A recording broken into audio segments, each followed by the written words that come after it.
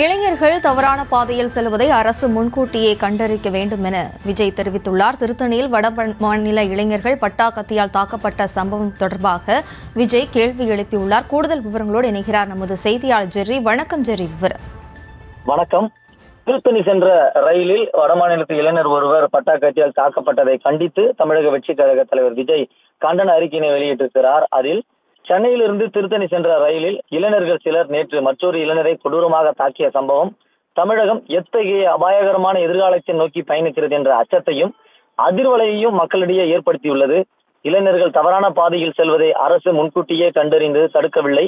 இளைஞர்கள் எக்கேடு கட்டு வீணாய் போனால் நமக்கென்ன என்ற ஆளும் அரசின் அலட்சியத்தையும் பொறுப்பின்மையுமே இந்த சம்பவம் எடுத்துக்காட்டுகிறது.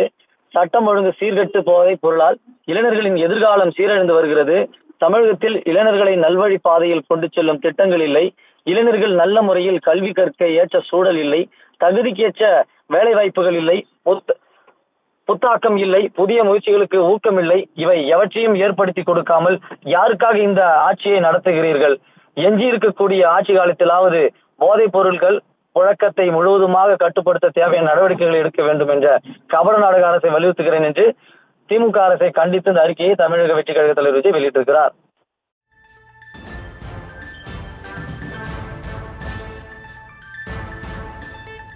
விவரங்களுக்கு நன்றி ஜெரி.